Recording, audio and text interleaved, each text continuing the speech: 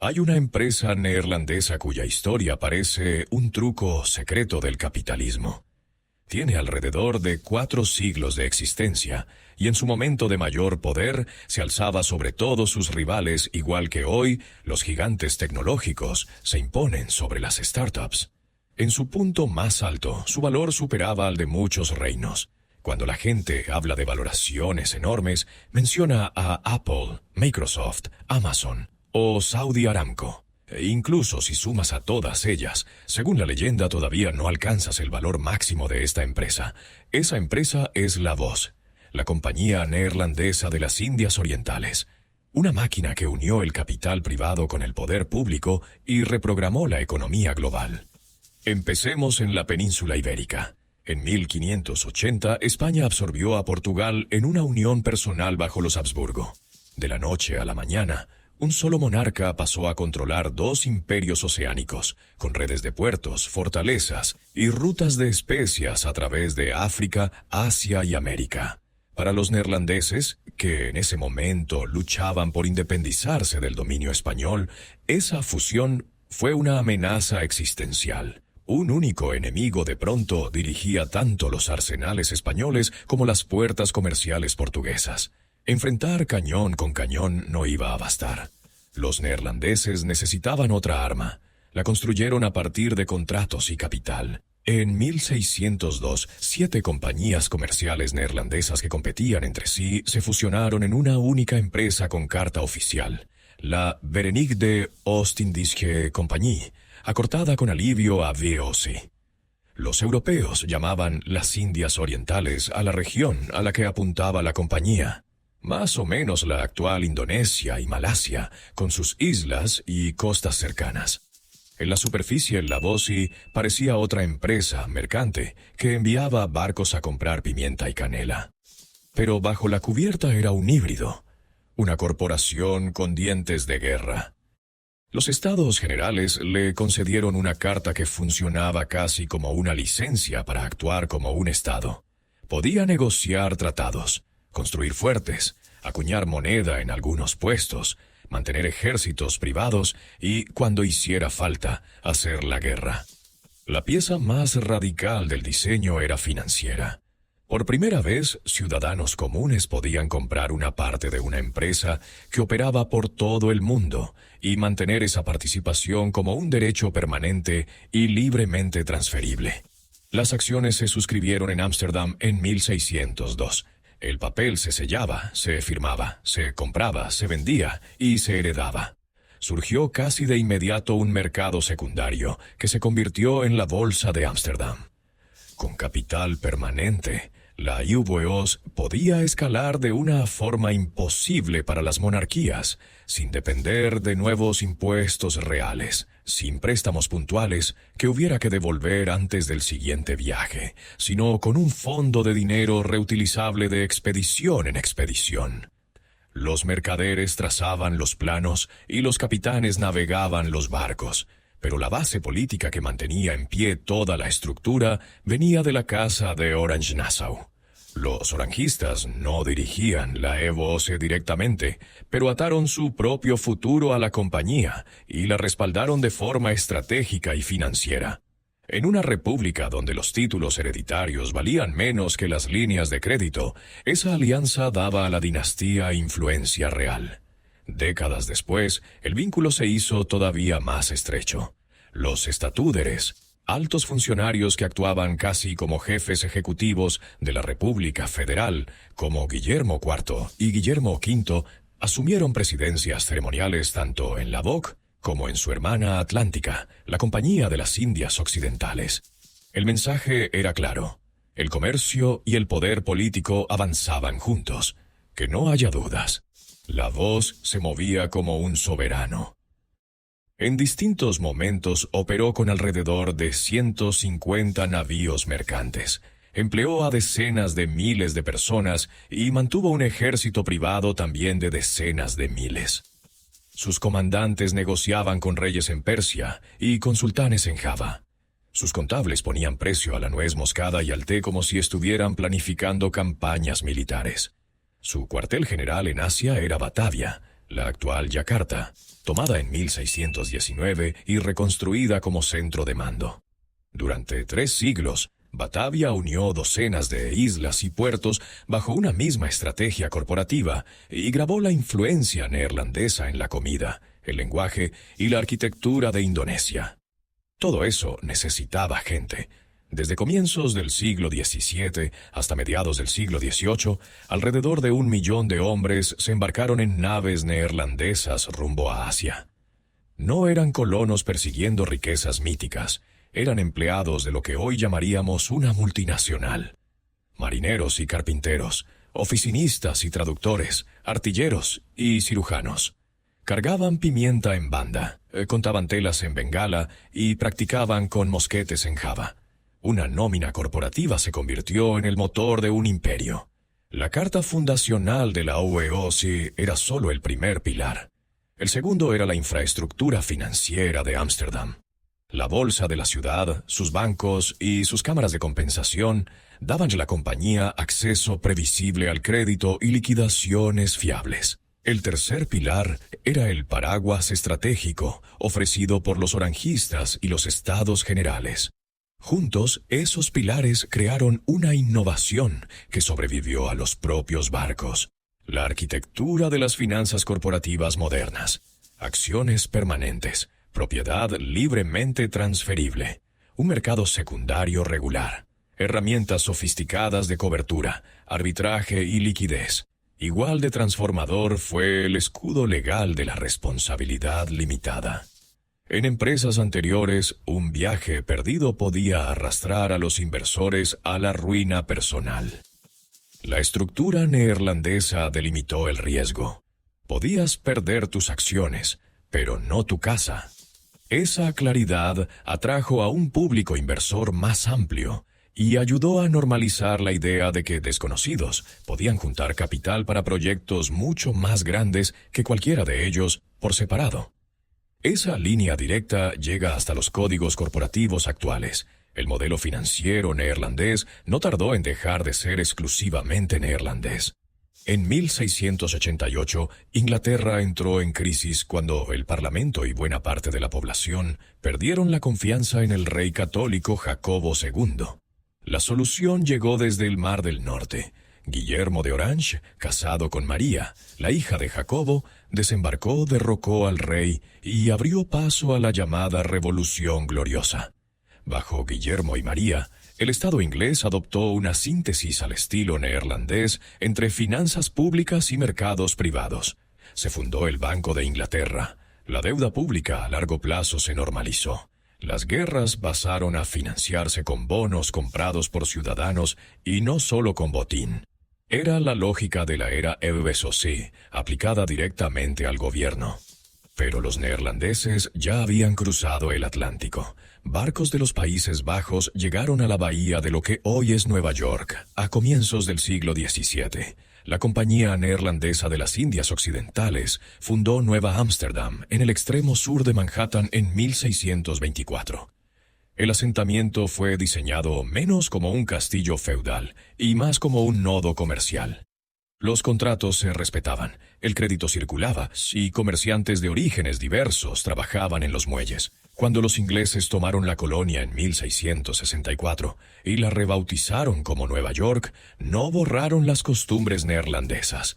Las prácticas legales y los hábitos financieros se mezclaron con el nuevo régimen y siguieron vivos. Sin embargo, hay un lado más oscuro en la historia de la VOC, y debería ir al centro del relato, no como una nota rápida al final.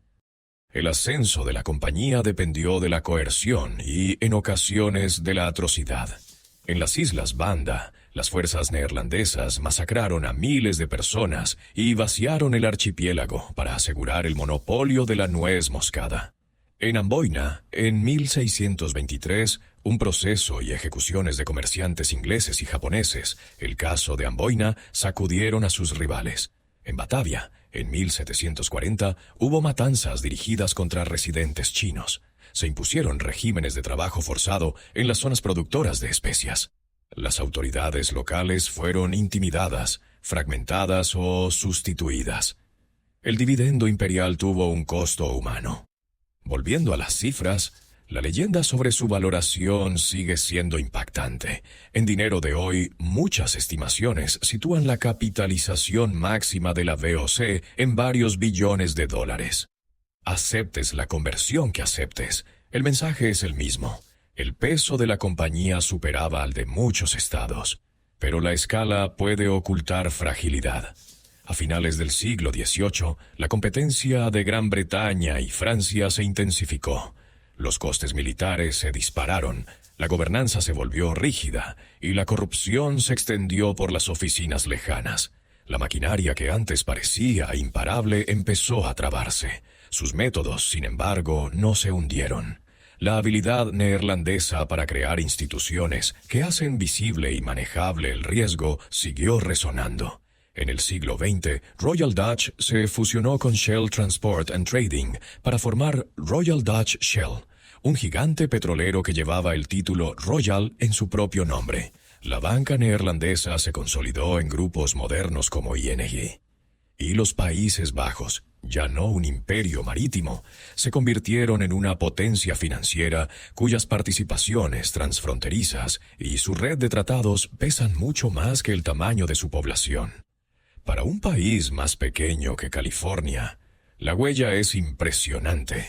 La Casa de Orange sigue en la cúspide de una monarquía constitucional. La corona es ceremonial, las conexiones no lo son. A través de fundaciones, relaciones y memoria histórica, la dinastía mantiene vínculos con sectores como la energía, la defensa y la logística, incluso en una vida pública que hoy es plenamente democrática. Si quieres ver cómo se adapta a un legado, fíjate en cómo los oranjistas aprendieron a traducir la sangre en balances y los balances otra vez en influencia. Entonces, ¿qué inventaron en última instancia la voz y sus aliados? No el capitalismo en sí, eso tiene raíces más antiguas, sino una infraestructura escalable para el poder capitalista. Diseñaron un híbrido entre corporación y Estado que podía movilizar los ahorros de panaderos y cerveceros, convertir ese dinero en barcos y soldados, y gobernar territorios con libros de contabilidad tanto como con lanzas. Mostraron que en un mundo de comercio, la autoridad puede fluir a través de contratos con la misma fuerza que a través de coronaciones. También dejaron claro el riesgo moral. Cuando los mercados y los ejércitos se fusionan, el beneficio puede convertirse en política. El mapa moderno todavía lleva esa huella. En Indonesia, la capa neerlandesa convive con estratos más antiguos javaneses, sundaneses y malayos. En Londres, las finanzas parlamentarias siguen apoyándose en bonos y letras que nacieron en la década de 1690. En Nueva York, el trazado enredado del centro todavía susurra Nueva Ámsterdam, mientras las bolsas mueven los mismos tipos de instrumentos especulativos que se probaron en la plaza de Ámsterdam. En las juntas directivas, la gramática básica de acciones, responsabilidad limitada y normas de cotización sigue marcada por la VOCE. Cada dividendo trimestral, cada voto por poder, cada defensa frente a una adquisición hostil es un eco de esos primeros certificados sellados. Es tentador romantizar la historia como una línea ascendente desde comerciantes brillantes hacia la prosperidad moderna. Resiste esa tentación. La línea hace zigzag. La innovación financiera puede abrir oportunidades y distribuir el riesgo. También puede concentrar el poder y exportar daño. Los neerlandeses fueron ingenieros institucionales brillantes y al mismo tiempo monopolistas implacables. La Casa de Orange ofreció estabilidad y supo cabalgar el capital privado. También se benefició de un sistema que desposeyó a otros. Para ver con claridad, hay que sostener las dos verdades a la vez. Y eso nos lleva a la pregunta pendiente que deja la era de la Vogue. Si los mercados ahora manejan el poder que antes estaba reservado a los monarcas, ¿quién gobierna los mercados? ¿Quién pone las reglas para entidades que se mueven más rápido que las legislaturas y que cruzan jurisdicciones como si fueran archipiélagos? Tenemos parlamentos y tribunales para los estados, bancos centrales para las monedas, reguladores para las bolsas. Pero el capital multinacional muchas veces corre más rápido que todos ellos. La carta que armó a la VOC venía de una república que podía retirarla. Los equivalentes actuales son más difusos. Nada de esto le quita mérito a la audacia intelectual del experimento neerlandés. Una pequeña república, amenazada por una superpotencia, construyó un motor económico que reconfiguró el mundo. Usó el diseño legal y la inversión colectiva para convertir el comercio en estrategia. Exportó ese manual primero a Inglaterra y luego a América, ayudando a sembrar las instituciones que todavía coordinan las finanzas modernas. También dejó cicatrices que las sociedades actuales deben reconocer y reparar.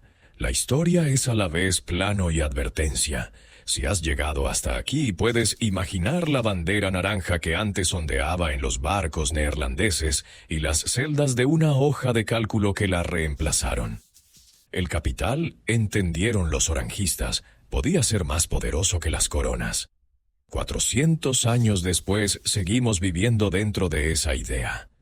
Los mares se han calmado, los mercados zumban. La pregunta no es si el legado sigue vivo. La pregunta es si podemos gobernarlo con la misma sabiduría con la que lo admiramos. Si este tipo de historia te intriga, aún hay más.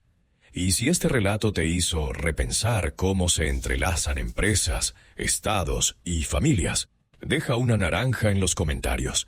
El algoritmo quizás sea el único soberano más caprichoso que cualquier rey del siglo XVII. Acércate ahora a la mecánica de esa primera oferta pública. En agosto de 1602 se abrieron suscripciones en Ámsterdam y luego en otras ciudades de la República Neerlandesa. En lugar de financiar cada viaje por separado, los inversores aportaban dinero a un fondo de capital permanente. Los directores, conocidos como los Heren 17 o los 17 señores, distribuían ese fondo entre flotas, fuertes, factorías y guarniciones. Los beneficios se pagaban como dividendos cuando los barcos regresaban cargados de pimienta, clavo, nuez moscada, canela, seda, té y porcelana. La estructura resolvía un problema básico del comercio oceánico temprano, el desajuste entre los enormes costes iniciales y los retornos lentos y arriesgados. Con capital permanente agrupado, la compañía podía mantener las flotas en el mar de forma continua sin tener que suplicar un nuevo préstamo cada temporada. La especulación apareció casi al instante. Los operadores redactaban contratos a futuro sobre acciones de la BOC, pedían prestados títulos para venderlos en corto y montaban las primeras opciones reconocibles. El famoso diálogo de 1688 de José de la Vega sobre el mercado de Ámsterdam describe corredores, rumores, maniobras de presión y ataques bajistas que sonarían muy familiares en la Wall Street actual. A pesar de toda la novedad, el núcleo seguía siendo simple. Miles de pequeñas participaciones sumadas daban un poder a escala industrial. La gobernanza era crucial porque la distancia distorsionaba la información. Un viaje a Batavia podía tomar 8 meses o más en un solo sentido. Los directores necesitaban cuentas estandarizadas, auditores, calendarios de convoyes y cartas cifradas. Los gobernadores locales, como el gobernador general en Batavia, podían negociar tratados, fijar precios, hacer la guerra y administrar justicia. Ese era el núcleo casi soberano de la Carta Fundacional. Una junta privada podía autorizar actos que tradicionalmente eran privilegio de las coronas, siempre que sirvieran a los intereses de la República, tal como los definían los estados generales, y a los objetivos de beneficio de la propia compañía. Mientras tanto, la Casa de Orange caminaba sobre una línea muy fina. En una república donde los regentes urbanos defendían su autonomía, la autoridad del Statuder subía y bajaba. Guillermo IV y su hijo Guillermo V, estatúderes del siglo XVIII, se convirtieron en presidentes honorarios de la Voz y de la Compañía de las Indias Occidentales, cargos que simbolizaban la unión entre corte y comercio. La dinastía no poseía esas compañías de forma absoluta. Se situaba en el punto donde se cruzaban la protección militar, la cobertura diplomática y los flujos de capital. En la geopolítica europea, la neutralidad y el alcance de la dinastía a menudo pesaban tanto como los fuertes. Esa fusión de herramientas públicas y privadas ayudó a los neerlandeses a golpear muy por encima de su peso demográfico. La república tenía poca población, tierras agrícolas limitadas y una aristocracia reducida, pero sus mercaderes dominaron el seguro marítimo, las letras de cambio y los resguardos de almacén. Sus ciudades construyeron canales que convertían los depósitos en un sistema casi just in time, y sus inversores, protegidos por la responsabilidad limitada, podían financiar empresas arriesgadas sin poner en juego la casa familiar. La VOC era el filo que hacía que todo eso cortara. Los imperios no funcionan con romanticismo, funcionan con logística. Los grandes galeones mercantes que llevaban la bandera de la compañía eran barcos pesados y espaciosos, diseñados para resistir el océano y transportar carga en volumen. Los convoyes reducían el riesgo de piratería. Al final del viaje, esperaba una red de factorías fortificadas, puestos comerciales amurallados, que se extendía desde el Golfo Pérsico hasta Japón. En algunos lugares los neerlandeses negociaban monopolios, en otros bloqueaban a rivales o derribaban intermediarios locales. Las Islas Banda, donde la nuez moscada valía casi su peso en plata, se convirtieron en un laboratorio de monopolio violento. La huella neerlandesa en Indonesia dejó rastros culturales profundos. Palabras neerlandesas entraron en el Bahasa indonesio. La arquitectura adoptó frontones y canales. Platos y postres mezclaron especias con ingredientes locales. La relación estuvo lejos de ser igualitaria. Estuvo moldeada por la extracción y la jerarquía. Pero las huellas permanecen porque siglos de administración y comercio entrelazan a las personas y sus costumbres, incluso cuando los lazos políticos se rompen. Todavía puedes ver el fantasma de Batavia en la toponimia y el trazado urbano de Yakarta. La historia atlántica también importa. La compañía hermana, la compañía neerlandesa de las Indias Occidentales, operaba en América y en África Occidental, comerciando con azúcar, madera, pieles y, de forma brutal, con personas esclavizadas. Su toma de Nueva Ámsterdam formaba parte de un tablero mayor que conectaba plantaciones caribeñas, puertos norteamericanos y refinerías europeas. Cuando los ingleses tomaron Nueva Ámsterdam y la renombraron Nueva York, el cableado comercial que ya existía resultó demasiado útil como para desmontarlo. La compraventa de acciones, la compensación de pagos y la negociación de crédito adoptaron formas reconocibles. En medio de este panorama tan amplio, se puede discutir sobre las cifras exactas del valor de mercado de la VOC, pero no sobre la escala relativa. Convertir florines del siglo XVII a dólares actuales está lleno de advertencias. Precios, salarios e ingresos nacionales han cambiado órdenes de magnitud. Aún así, incluso las conversiones más prudentes dejan la misma impresión. En su apogeo, el poder de mercado de la compañía estaba al nivel de un estado. La lección más interesante no es el número exacto, sino el mecanismo que permitió esa escala. Imperialismo securitizado y financiado por acciones. A mediados del siglo XVIII, ese mecanismo empezó a crujir. La competencia se intensificó. Corsarios británicos y escuadras de la Royal Navy acosaban la navegación neerlandesa. El coste de las guarniciones aumentó. Algunos administradores regionales convirtieron sus cargos en feudos personales y desviaron beneficios. Las luchas políticas internas drenaron el enfoque estratégico. Las reformas llegaron tarde. Después de que los ejércitos revolucionarios franceses alteraron el orden político neerlandés en la década de 1790, la República Bátava pasó a desmantelar la VOC. Sus deudas y activos pasaron al Estado y se fueron liquidando en los años siguientes. Lo que sobrevivió fue el sistema operativo. Cuando llegó la era del petróleo en el siglo XX, Royal Dutch Shell heredó ese hábito de mezclar escala privada con respaldo público. La palabra Royal no era decorativa. Anunciaba fiabilidad y respaldo nacional, incluso mientras la empresa se expandía mucho más allá de las fronteras neerlandesas. Algo parecido ocurrió en la banca. ING Group, formado por fusiones a finales del siglo XX, se convirtió en un prestamista continental que todavía refleja la obsesión neerlandesa por la previsibilidad jurídica. Si medimos por los flujos de inversión extranjera directa, los Países Bajos hoy están cerca del centro del mapa mundial del capital. La red de tratados del país, su sector de servicios especializado y su seguridad jurídica atraen sedes y holdings. Los críticos señalan la planificación fiscal agresiva. Sus defensores hablan de eficiencia y Estado de Derecho. En cualquier caso, las mismas habilidades que transformaron una pequeña república pantanosa en una potencia marítima, ahora mueven carteras en lugar de flotas. Es un alcance enorme para un país más pequeño que California. En todo este arco histórico, la Casa de Orange aprendió una lección duradera. La legitimidad es una cartera.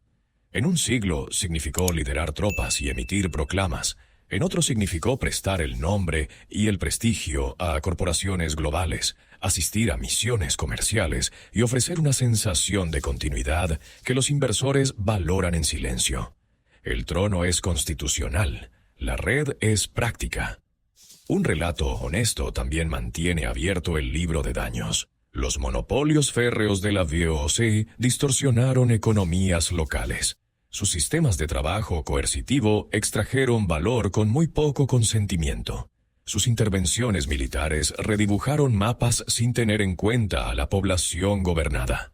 Recordar estos hechos no significa cancelar el pasado, significa darle contexto. Las mismas técnicas que financiaron innovación permitieron dominación. El mundo que heredamos incluye tanto las instituciones que ampliaron oportunidades como las desigualdades que esas mismas instituciones fijaron. Piensa en la cultura de mercado que creció alrededor de todo esto. La Bolsa de Ámsterdam era a la vez un edificio y una conducta. Las noticias circulaban en susurros y en gacetas. Observadores de barcos vigilaban el horizonte. Los impresores vendían listas de precios. Las cafeterías funcionaban como parqués bursátiles. Los corredores inventaron el préstamo con margen y fijaron horarios diarios de liquidación. Los notarios registraban las transferencias de acciones para poder demostrar legalmente la propiedad. Las cuentas conjuntas permitían a las familias diversificar entre viajes, almacenes e hipotecas. Los fondos de pensiones de los gremios compraban participaciones de la compañía junto con hipotecas y rentas, integrando las finanzas corporativas en la vida cotidiana. La gestión del riesgo era un arte. Los comerciantes dividían la carga entre varios barcos, escalonaban las salidas para evitar tormentas de temporada y aseguraban los cascos con sindicatos que repartían la exposición entre decenas de aseguradores. Los capitanes navegaban con instrucciones selladas que solo podían abrir después de pasar ciertos cabos. Los convoyes se reunían en Texel cuando había peligro de guerra. Los empleados corporativos conciliaban inventarios en libros estandarizados para que los dividendos reflejaran la realidad y no el rumor. Esa disciplina convirtió la confianza en un bien público, ancló una reputación que sobrevivía más que cualquier viaje individual. También hubo burbujas y pánicos. La locura especulativa de 1720, que sacudió a Londres y París, salpicó los canales de Ámsterdam, y el papel de la VOC subió y bajó con el resto. Aún así, incluso a través de esos ciclos, la idea de que el ahorro privado disperso podía financiar proyectos públicos a gran escala nunca desapareció. Migró, primero a la deuda pública inglesa, luego a los canales y ferrocarriles estadounidenses, más tarde a las cadenas globales de suministro, siempre montadas sobre la misma tríada: capital permanente, derechos transferibles, responsabilidad limitada. Alejemos la cámara una vez más. Los neerlandeses no inventaron la codicia humana ni el comercio marítimo. Inventaron una plantilla reproducible para convertir ambas cosas en poder de Estado. La Carta de Lavogue, firmada por una república, ejecutada por un consejo, respaldada por soldados y controlada por contables, enseñó a gobiernos e inversores que el poder podía ser modular. Cambia especias por algodón, algodón por petróleo, petróleo por datos, y el chasis sigue funcionando. Esa es la brillantez incómoda del modelo. Se adapta al nuevo cargamento sin rehacer toda la estructura. Y eso nos devuelve al presente. Hoy vivimos con plataformas multinacionales que gestionan atención y logística, igual que la VOC gestionaba especias y transporte. Cruzan jurisdicciones, escriben sus propias constituciones en forma de términos de servicio y mantienen seguridad privada. Las preguntas que seguían a la VOC sobre la responsabilidad, sobre quién otorga la carta y quién puede retirarla, siguen a nuestra época también.